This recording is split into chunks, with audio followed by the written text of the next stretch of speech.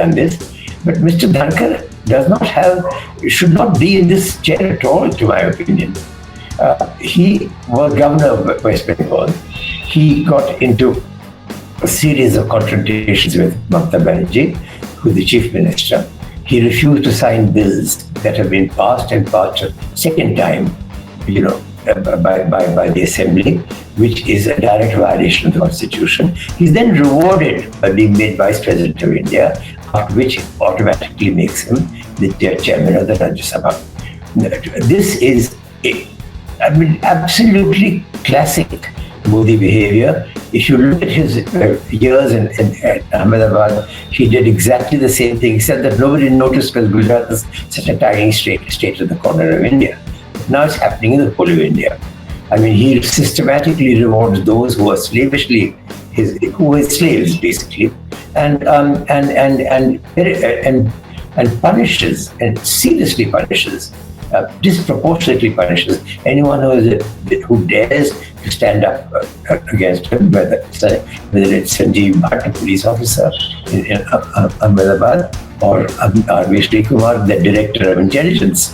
I find that Mr. Om Birla is not as confrontational with the opposition by any means as Jagdeep is. A small degree of bias is tolerable because human beings are not automatons, and he has been Om Birla has been part of the BJP for a very long time. So I personally did not feel the kind of I saw the bias, but it was within limits, shall we say.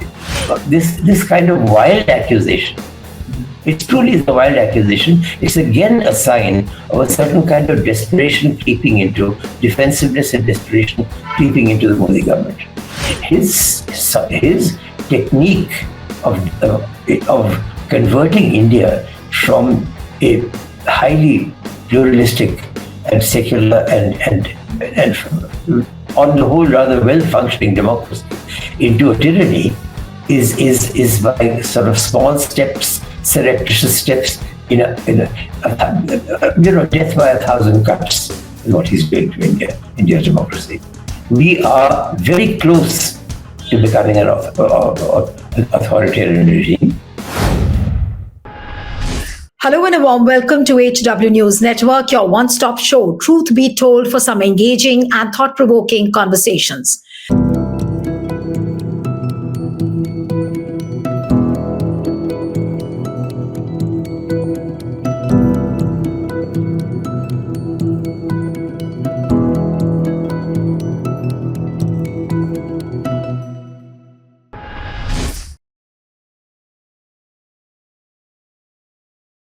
The two temples of democracy, judiciary and parliament, both have seen a new low.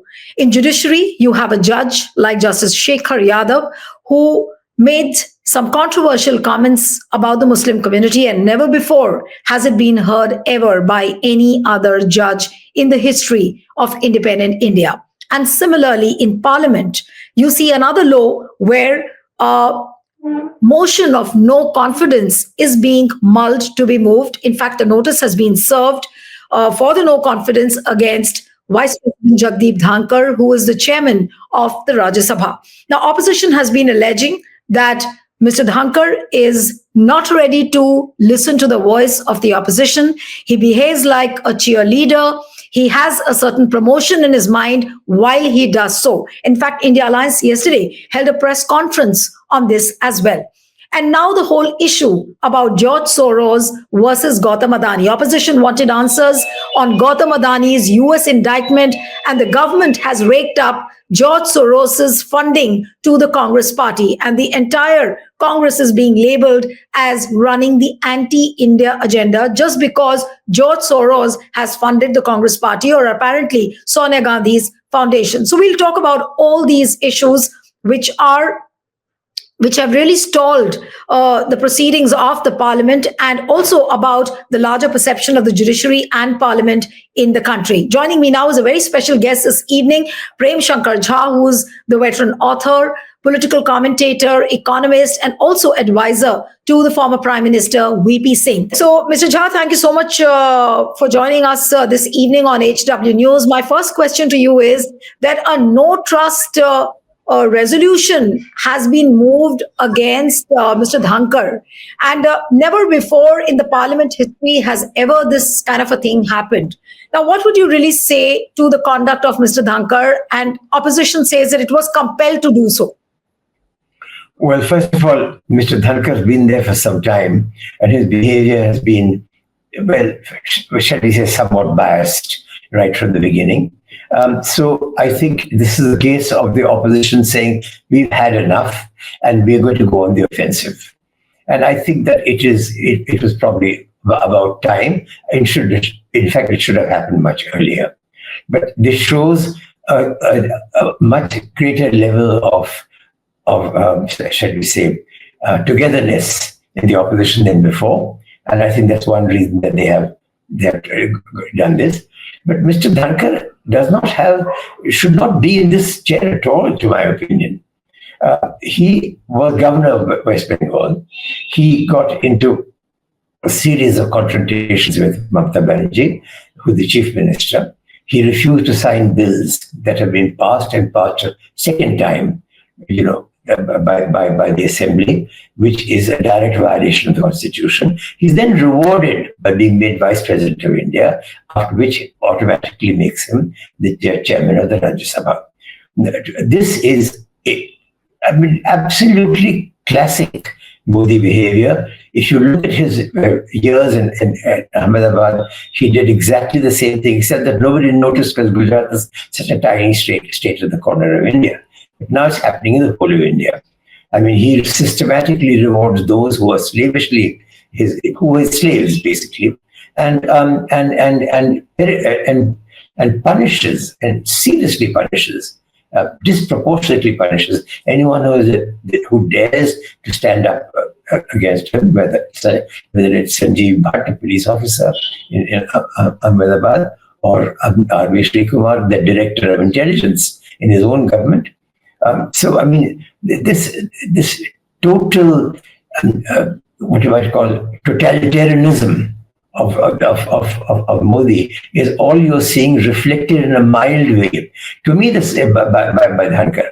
To me, the surprising thing is that it's taken the opposition so long to protest against it. The weakest point about the opposition's protest is, why has it taken you so long? And I think the answer that should be coming from them in some form or the other is because it has taken us so long to get united, and we are a far more united opposition today than we were earlier, and therefore we're able to work more peacefully. I think that is the real reason. No. Now, since there is a no confidence resolution against Jagdeep Dhankhar, but Mr. Om Birla, who's the Speaker of Lok Sabha, is no better. And he's also, the opposition talks about him as well. But yes, of course, there's no confidence resolution against him. Do you think that the opposition should do the same in Lok Sabha as well? No, I don't think so, for two reasons. One is that, having also watched Lok Sabha debates extensively, I find that Mr. Om Birla is not as confrontational with the opposition by any means as Jagdeep Dhankhar is. A small degree of bias is tolerable because human beings are not automatons, and he has been Om Birla has been part of the BJP for a very long time. So I personally did not feel the kind of I saw the bias, but it was within limits, shall we say. But I think that Dhankhar has went much further, and I also do feel that these are issues that the opposition, they're valid, but they're about parliamentary procedure. how is parliamentary procedure changing the lives of people who are in real pain today? True. I think that these need to be registered. They're being blown out of proportion by the opposition, by the Modi government as a distraction from what the opposition really wants to point out, which is that your government is failing to provide anything that it has promised, and that we are much worse off today, particularly the youth, particularly the people of the rural areas, that the rich have got much richer than they were before under you, and the poor have got poorer. That these are the real issues, and you're not being able to get at them because you don't even give us an opening. It's a kind of an opening salvo saying that we want to go much further, and you better watch out and be fair. Isn't this the reality of the times we are living in, that price rise, things like unemployment really do not have any space in the parliamentary debates now, or also in the pandemonium which is created by the ruling and the opposition parties? Now look at the issues which the opposition has been raising. According to the opposition, the US indictment of Gautam Adani is a big issue. They wanted answers from the government. They wanted a JPC to be formed, and which are valid questions, I would say. But there are no answers. And forget the answers. The government is trying to divert this whole issue by saying that Mr. George Soros has funded Sonia Gandhi's foundation. And now the entire parliamentary proceeding is stalled because of this narrative between George Soros and Gautam Adani. George Soros could not possibly have funded Mrs. Indira Gandhi, or for that matter, Sonia Gandhi. George Soros's foundation was created let me see, he created in 1984, the foundation, and only he started off in South Africa, with his first commitment with South Africa, and today he's done $32 billion worth of investment all over the world. So to say that some projects here, some NGOs have been funded by the Soros Foundation, makes the government, complicit with Soros trying to in some way interfere with the Indian parliamentary process is complete nonsense. Then the second thing, that this whole idea that the foreign Nehru, the wife of VP Nehru, is Hungarian, and Soros is Hungarian also, and that VP Nehru that they became friends when VP Nehru was ambassador in the US. This is again nonsense, because VP Nehru was ambassador in the US between 1961 and 68. Soros Foundation was created in 1984. That's 16 years later. Now, Soros was just one of many, financial brokers in 1968. He would not even have.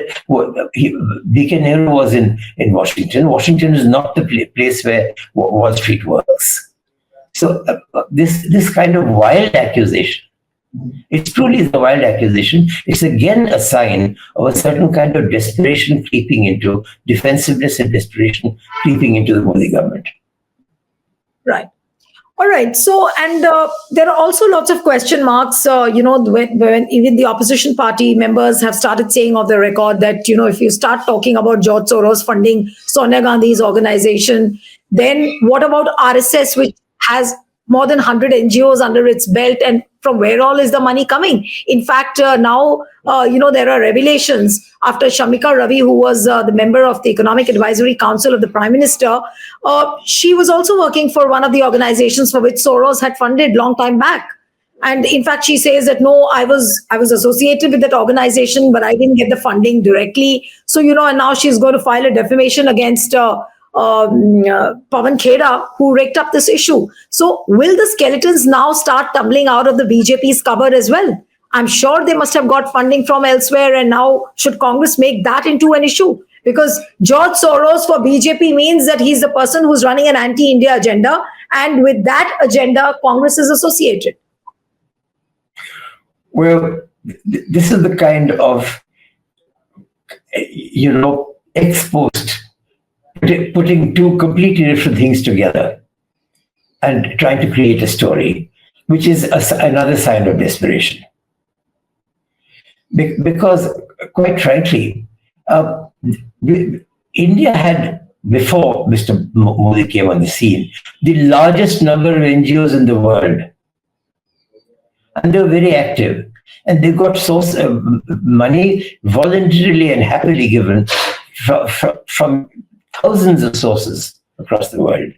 Now, if you say that India has been sold by the NGOs to these foreign countries, kindly show me what India has done for these foreign countries that in any way that could justify this accusation. I mean, this whole idea of a conspiracy theory, which the Modi government is bringing up, is actually a reflection of a truth in an entirely different place. The conspiracy theories have all been in Gujarat and Ahmedabad around the riots of 2002. So to say that, then we talked about the Supreme. You earlier talked about the Supreme Court and surprising judgments. Do you know that 9 out of the 43 Supreme Court judges, a little while back, the number may have even gone up, were members of the BJP's RSS's Adhivakta Sangh, and yet they were brought into by the Modi government into the Supreme Court. By now, the number may have increased. So his technique of converting India from a highly pluralistic and secular and on the whole rather well-functioning democracy into a tyranny is by sort of small steps, surreptitious steps, death by 1,000 cuts is what he's doing to India's democracy. We are very close to becoming an authoritarian regime.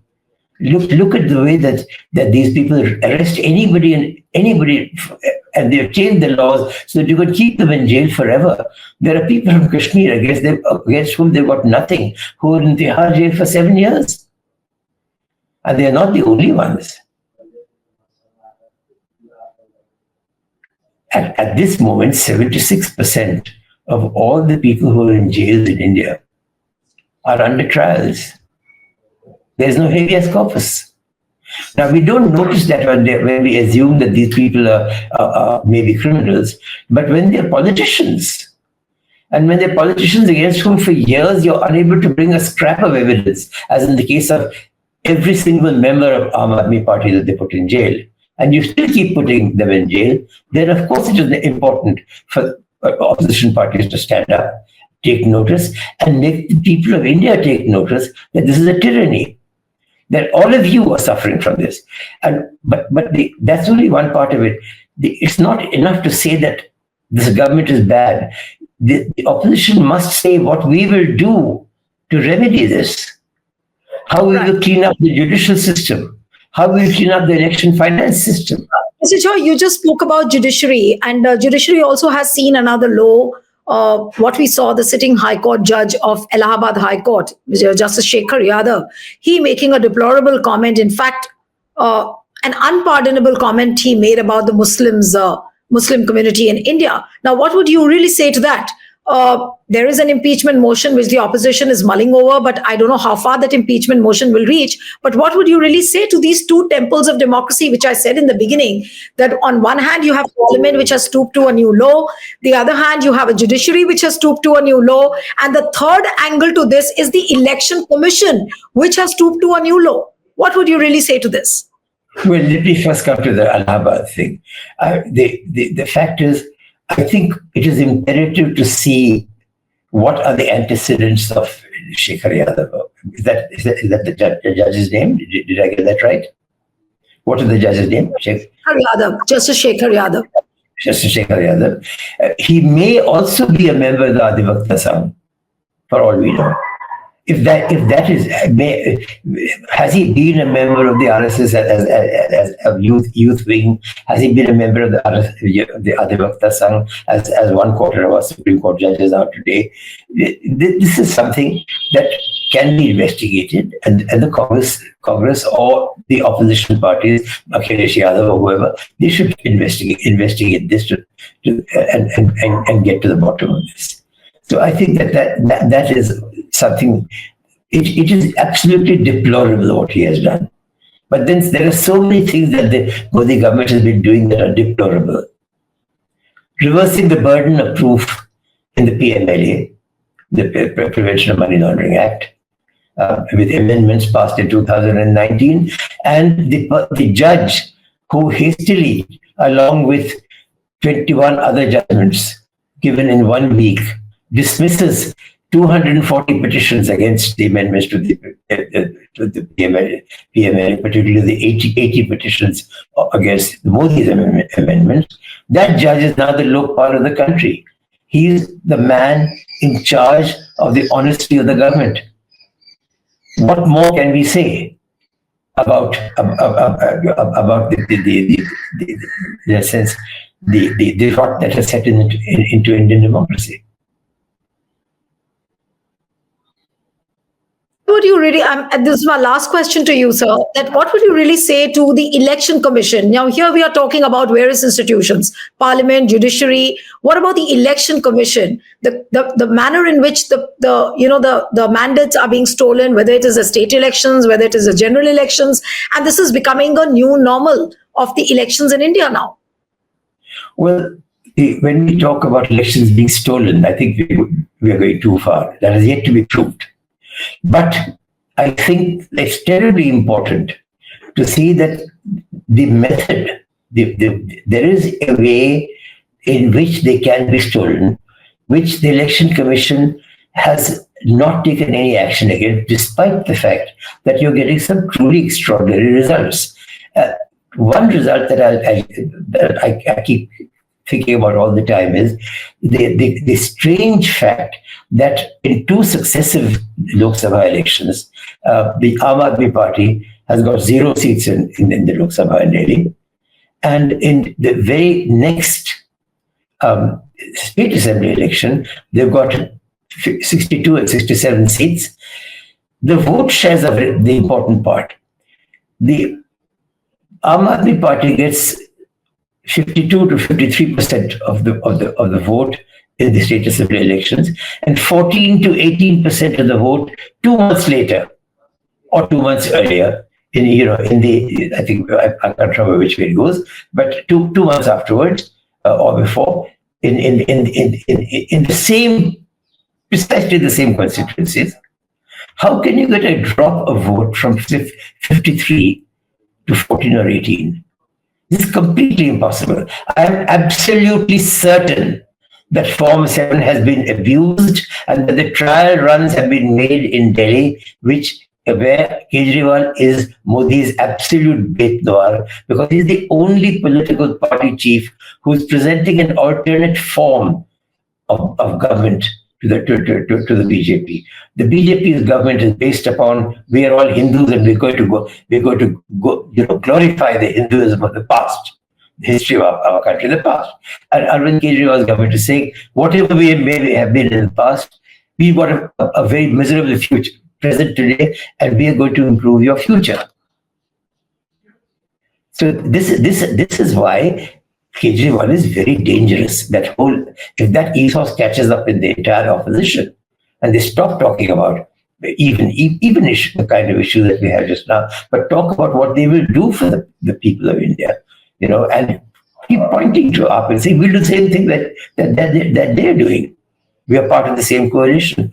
Then the situation would become much better from the point of view of the opposition, and Modi would be much more on the defensive, which is in fact what he already is. Right. All right. Thank you so much, sir, for joining on HW News. Thank you very much. Stay ahead with our cutting edge news app. Instantly access the latest shorts in just 1 minute and breaking news in just 50 words. Download now for a smarter, faster news experience.